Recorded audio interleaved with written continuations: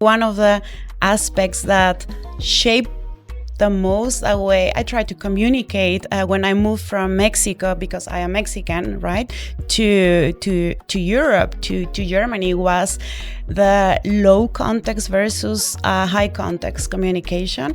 It was for me hard to understand that I need to be more concrete when I am communicating with European people, especially and specifically with German people, that I need to say what I really want and need in order for them to get my message. And not only that, it was also very interesting at the beginning. It was also about the time. I am a very relationship based person, and to me it was like, yeah, let's go out, let's meet, let's maybe meet today. But I wouldn't say something specific, I would be more like, let's meet later, because that's the way we communicate and we do things in Mexico. However, for Germans, it's like, wait a moment, when exactly, at what time?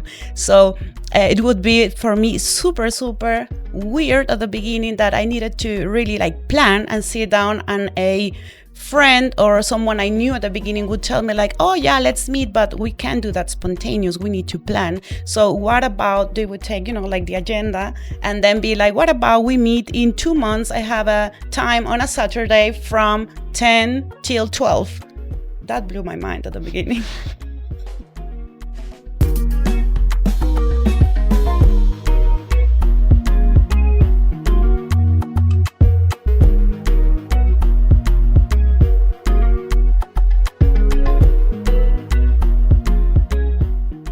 I think it's really interesting just with this whole topic of managing and being intentional and also just respectful of different cultures, of understanding your own culture better, right? And how you show up to be able to understand others. That's the eye opener, I think, because when you are outside of your own culture is when you realize how your own culture is. Exactly. Because if you are in a homogeneous environment and all your folks around you are the same, you think that's the normal. Yep. And from that perspective, you see the world. Mm-hmm. But then when you are outside and you are out of the sudden involved into one, then it gets oh, wow, these wow moments, right? Exactly. So I'm curious because we talked about in season 2, the fact that we're both in interracial relationships, even though for me, my husband and I are both from the U.S., we also bring different cultures within the U.S. from a regional perspective and background.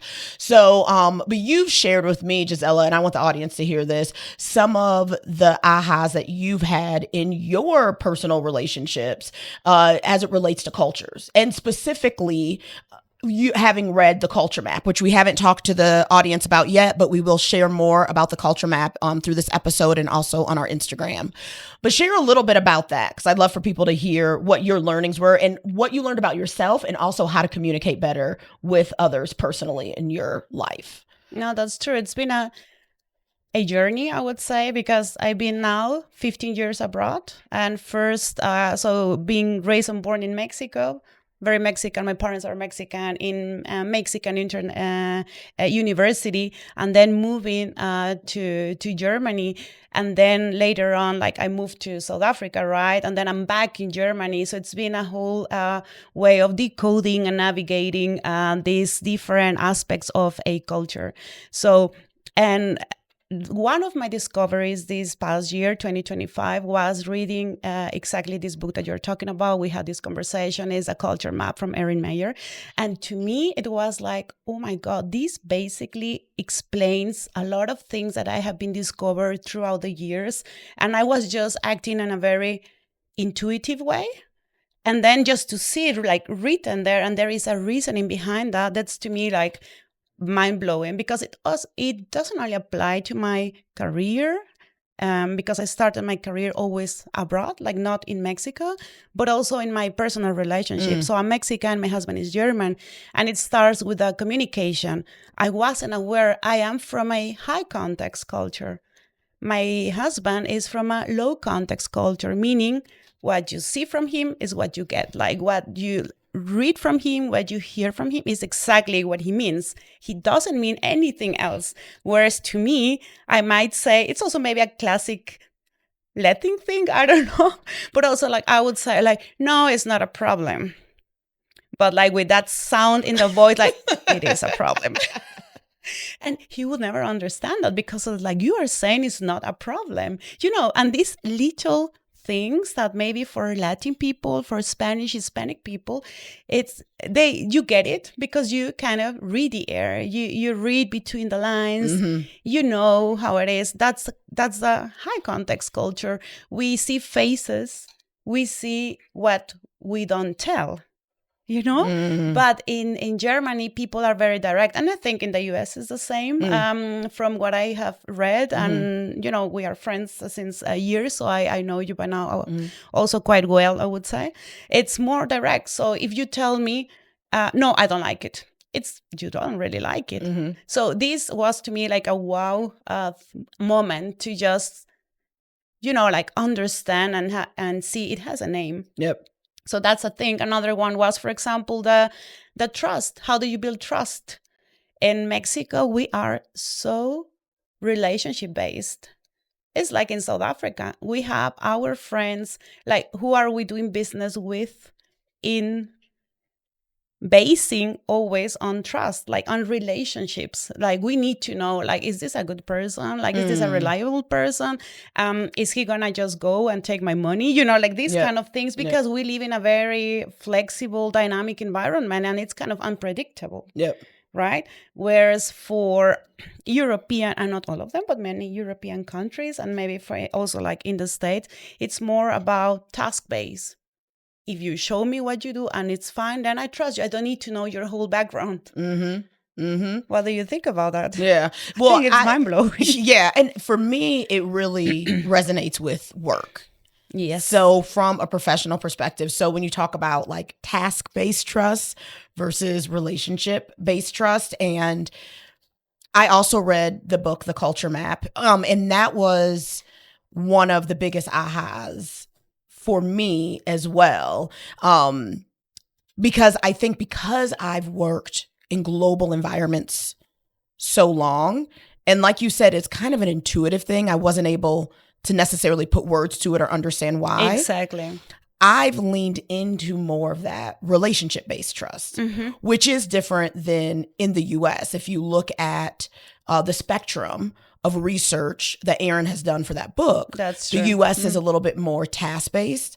However, in my work, I find myself to be more relationship-based, and it is challenging when I've engaged or stepped into a client or have someone come on board that just doesn't necessarily have that same alignment or that same approach, right? That's true. I think the other piece that was really interesting to me about that book from a work perspective that I've experienced is the spectrum of hierarchy in work, and how some cultures are extremely hierarchical and others are a lot more, just in layman terms, like have flat kind of hierarchy in terms of how they think about work. So where I've seen this show up in multicultural organizations, and I'm curious in your company, you know, where you've seen this throughout the years, is when you have someone that's coming on board that's maybe from a country that has a high focus on hierarchy, right? And a lot of times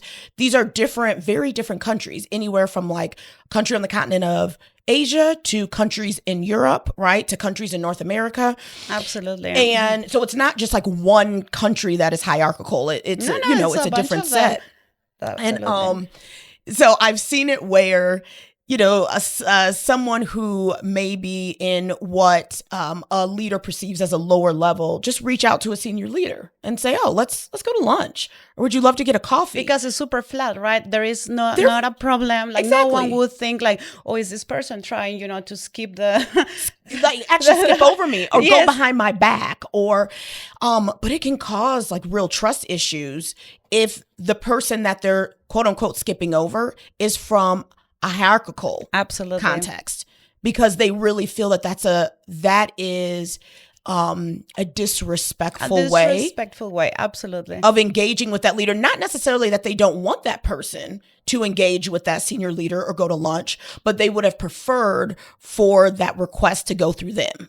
Do you know? And I think a lot of organizations don't realize that's about culture. They think it's about the person. It's a personal thing, that or like this person. person is rude, or this person is even not professional enough. So you're talking also about like the way of people are getting perceived. Exactly. And it happens very often, especially when, for example, let's say Mexicans are working for European companies. And I have seen that, I have witnessed that. And it can be tricky if you are not aware that it's not about you, and it's not about a personal liking or a personal decision. It's more about how we are wired to act. Exactly. And that's what it's also fascinating. And just to me to read it in the book, it was like, oh, that's true. I have seen that very often. And in Germany, it's rather flat. It depends on the company, but it's definitely a more flat, egalitarian culture than a Mexican one, for example. And in my role that I'm currently in international global marketing, I see that because I work with across EMEA. So it's Europe, Middle East, Africa, and the way people work, communicate, it can be more different. Like you might even think, oh yeah, all Europeans, they are in one way. And in many ways might be yes, but in others might be no.